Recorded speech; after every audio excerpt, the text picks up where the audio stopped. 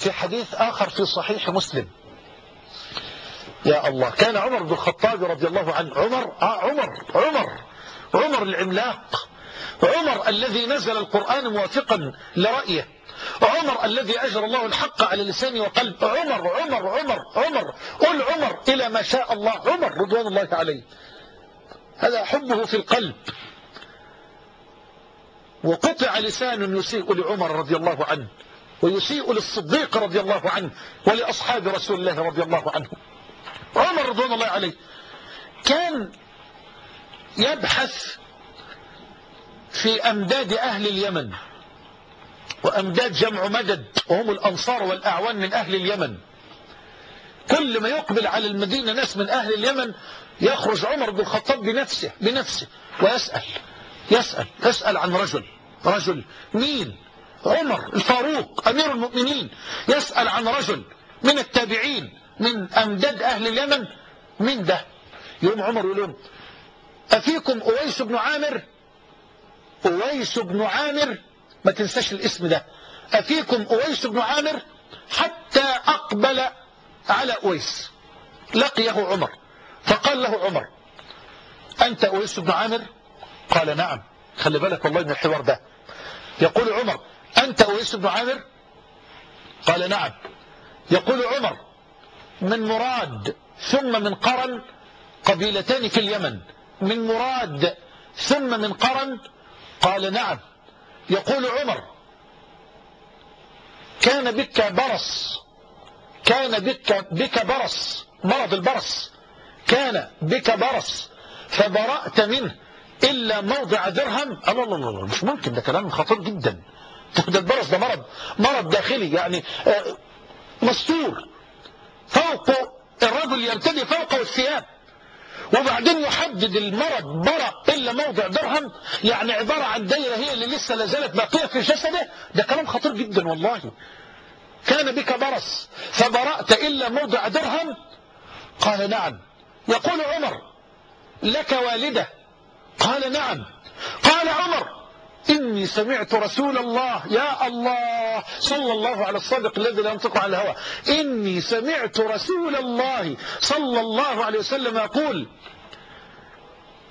يقبل عليكم أويس بن عامر. يا الله، ده النبي ما شافوش، لم يره رسول الله. ما تصلي على الصادق الذي لا ينطق عن الهوى صلى الله وسلم وبارك عليه.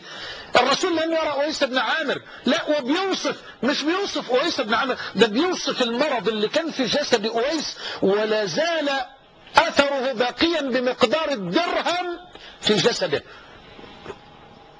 إن هو إلا وحي يوحى علمه شديد القوى. قال سمعت رسول الله صلى الله عليه وسلم يقول يقبل عليكم أويس بن عامر مع أمداد أهل اليمن، كان به برص فبرأ إلا موضع درهم، له والدة هو بها بر، لو أقسم على الله لأبره. يا الله، اللهم لا تحرمنا البر يا أرحم الراحمين. يا الله يا الله يا الله، مش ممكن. شايف البر، شايف ثمرة البر. يقبل عليكم أويس بن عامر مع أمداد أهل اليمن من مراد ثم من قرن، كان به برص فبرأ منه إلا موضع درهم، له والدة هو بها بر، لو أقسم على الله لأبره، يعني لو سأل الله جل وعلا شيئا لأعطاه.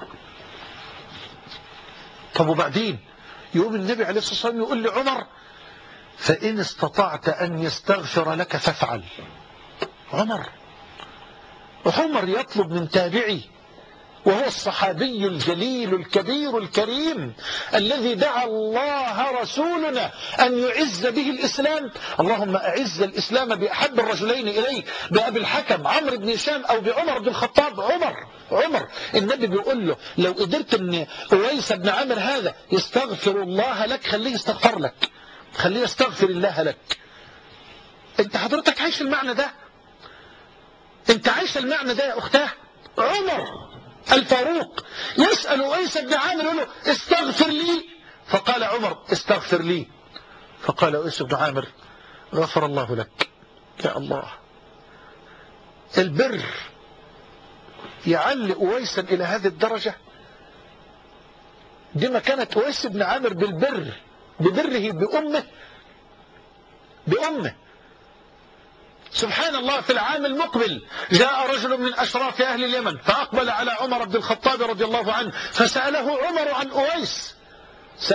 عن أويس، لأن عمر لما رضوان الله لما قال له ذلك قال أين تريد؟ قال أريد الكوفة، أنا رايح إلى الكوفة. فقال عمر أكتب إلى والي الكوفة؟ قال لا، أحب أن أكون في غبراء الناس، أو أكون في غبراء الناس أحب إلي. رجل مش عاوز منظرة ولا عاوز، يبتغي وجه الله سبحانه وتعالى، من الأولياء الأتقياء. فأقبل رجل من أشراف أهل اليمن على عمر فقال له عمر كيف تركت أويس بن عامر؟ مش نسيه. قال تركته رث البيت قليل المتاع. قال سمعت رسول الله، عمر بيقول رضوان الله عليه لهذا الرجل، سمعت رسول الله صلى الله عليه وسلم يقول يقبل عليكم أويس بن عامر مع أمداد أهل اليمن من مراد ثم من قرن، كان به برص فبرأ منه إلا موضع درهم، له والدة هو بها بر، لو أقسم على الله لأبره، إن استطعت أن يستغفر لك فافعل. فعاد الرجل إلى اليمن يبحث عن أويس بن عامر، فلما لقيه قال استغفر لي. فقال أويس بن عامر أنت أحدث عهدا بسفر صالح فاستغفر لي، أنت لسه راجع من الحج أو من النسك، استغفر لي. فقال له الرجل استغفر لي. فقال أويس بن عامر ألقيت عمر رضي الله عنه؟ هو عمر قال لك الموضوع؟ ألقيت عمر؟ قال نعم. فاستغفر له. فلما فطن الناس له